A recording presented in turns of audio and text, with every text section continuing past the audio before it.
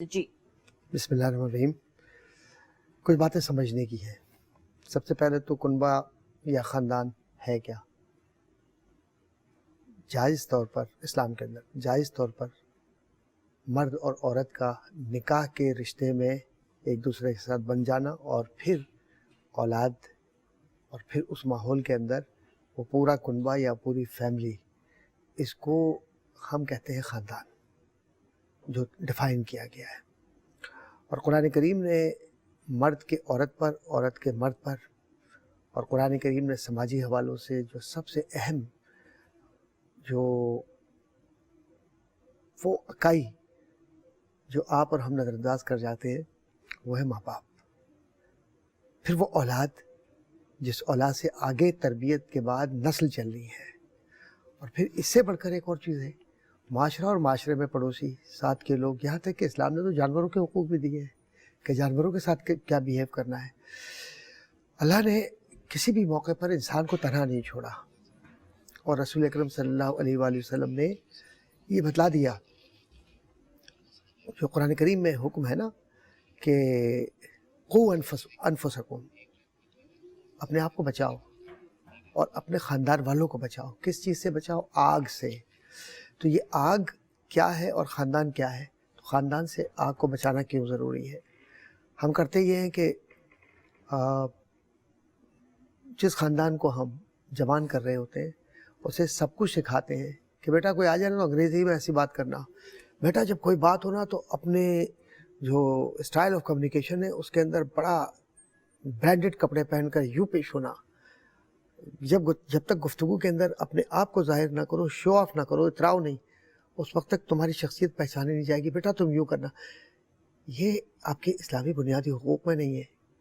اسلامی بنیادی حقوق کے اندر خاندان میں بچوں کی جو تربیت ہے اس کے اندر توازن ہونا چاہیے، تواضع ہونا چاہیے، انکساری ہونا چاہیے، بڑوں کی عزت ہونی چاہیے، ماں باپ کا خیال ہونا چاہیے، اور سب سے بڑھ کر رب کے سامنے جو رب کے حقوق ہیں آپ پر اور نبی اکرم صلی اللہ علیہ وآلہ وسلم کے حقوق ہیں ان کے اندر آپ کو بہت محتاط ہونا چاہیے.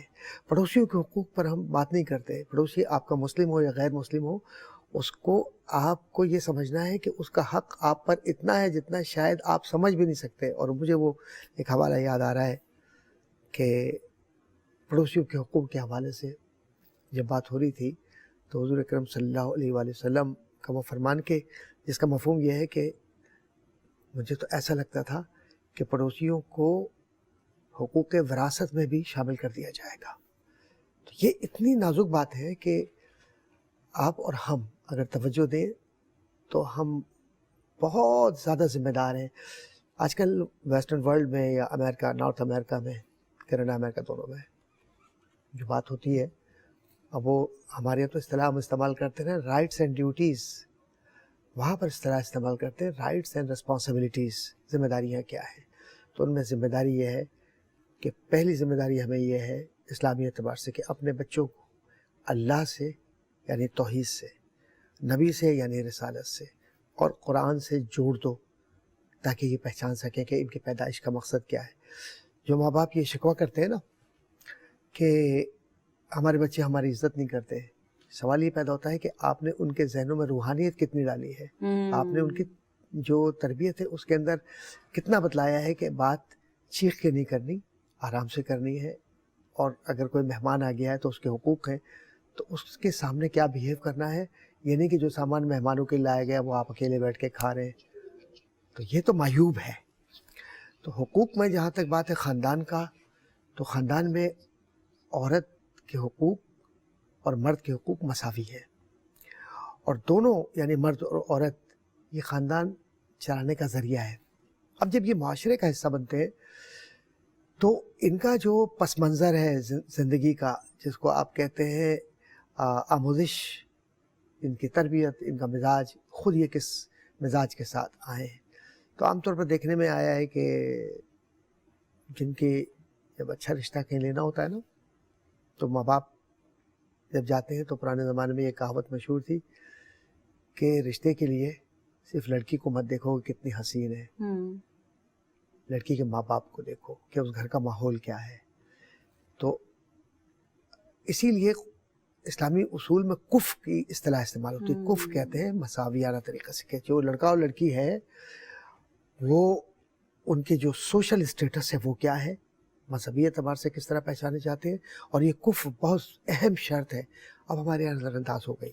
نتیجہ یہ نکلا کہ ہم جو کچھ کر رہے ہوتے ہیں یا تو وہ سوشل میڈیا کی شادی کا نتیجہ ہوتا ہے جو بعد میں جو کچھ بھی نظر آتا ہے پھر وہ بھی نظر آتا ہے, اور یا پھر یہ ہے کہ ہم ریاکاری کے اندر جھوٹ کے ساتھ اتنا انوالو ہو جاتے ہیں کہ ہم یہ سوچتے ہیں کہ جس لڑکی سے ہم شادی کر رہے ہیں اس سے ہمیں فائدہ کیا پہنچے گا, اور جب اس فائدے میں جاتے ہیں آپ یہ نہیں دیکھتے کہ اس لڑکی سے جو غریب ہو, شریف ہو, اچھی ہو, اس سے میرے بچے دین کتنا سیکھیں گے, شرافت کتنی سیکھیں گے. یہ سب چیزیں جو ہیں یہ آتی ہیں تربیت ہے نا. تربیت نہیں. اسی طرح ہی ہم دیکھتے ہیں بہنوں کے ساتھ کس طرح سے سلوک کیا جاتا ہے, ان کے اپنے علیحدہ سے حقوق ہوتے ہیں.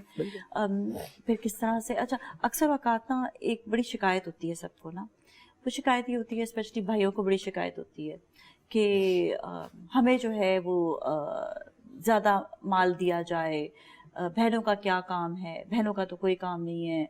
اسی طرح ہی جو ہے بہنوں کے حوالے سے جو ہوتا ہے کہ تو وہاں پر آپ بہن کے حق اور بہن کو, ہاں ایک جگہ اور بھی ہوتا ہے کہ بہن کو زیادہ مال دے دیا جاتا ہے جس میں بھائی کہتے ہیں ان کو زیادہ کیوں دیا گیا. کیا بھائی بہن کا حق ادا کر رہے ہیں؟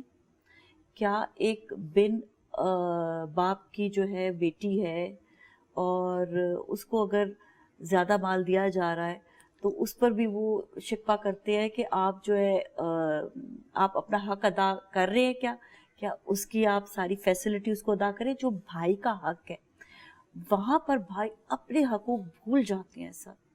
وہاں پر کئی فیملی ممبرز ہیں جو اپنے حقوق بھول جاتے ہیں, جس کی وجہ سے ہم نے دیکھا ہے کہ یہ لڑائی جھگڑے اور یہ پرابلم جو ہے زیادہ کریٹ ہو رہے ہوتے ہیں. تو اس پہ ہم ذرا بات کرتے ہیں, لیکن جائیں گے ایک بریک کی جانب, اور بریک کے بعد پھر ملتے ہیں, ہمارے ساتھ ہی رہیں.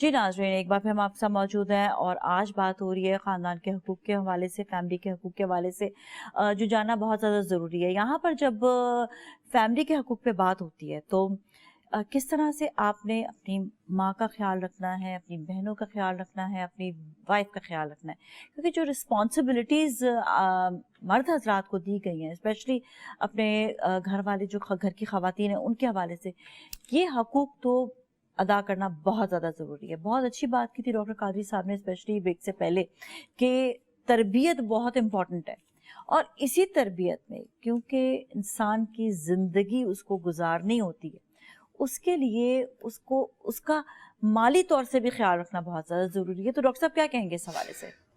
آپ نے بہت بنیادی سوال کیا ہے اور بنیادی باتیں بھی بتائی ہیں احباب کو. رسول اکرم صلی اللہ علیہ وسلم کی ایک حدیث میرے ذہن میں آ رہی ہے, اور وہ حدیث اس کا مفہوم یہ ہے کہ تم میں سب سے بہتر وہ ہے جو اپنی بیویوں کے ساتھ بہتر ہو, اور میں تم سب سے بہتر ہوں کیونکہ میں اپنی بیویوں کے ساتھ بہت زیادہ بہتر ہوں. ان کا خیال رکھنا.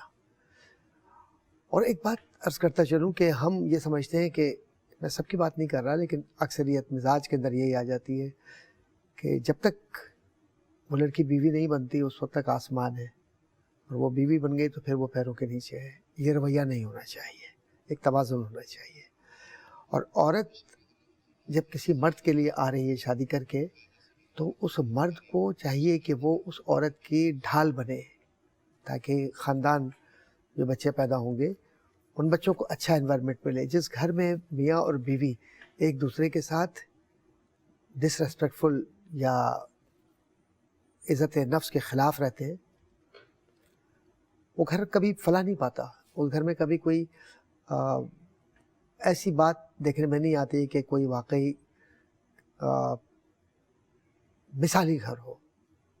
میں کچھ الفاظ کو آپ کے سامنے پیش کرنا چاہتا ہوں. میں نے دیکھا ایک گھر تھا, اس گھر کے اندر جو میاں بیوی ہیں, ان کے بچے ہیں, سب ایک دوسرے کے ساتھ گالی گلوچ کے ساتھ بات چیت کر رہے ہیں. میں بڑا حیران ہوا, اور اتفاق کی بات ہے میں مہمان تھا وہاں, تو میں نے سب تماشا اپنی آنکھوں سے دیکھا. میں نے یہ ان صاحب سے کہا, میں نے کہا آپ تو پڑھے لکھے لوگ ہیں اور ماشاءاللہ لندن میں رہتے ہیں, گاڑیاں بھی بہت ہیں, باتیں بھی بڑی اچھی ہیں, لیکن یہ سب کیا ہے ماحول, وہ اصل ہے یا یہ اصل ہے؟ کہا کہ ڈاکٹر صاحب بات یہ ہے کہ میری بیوی اکثر اپنے بچوں کو گالیوں سے مخاطب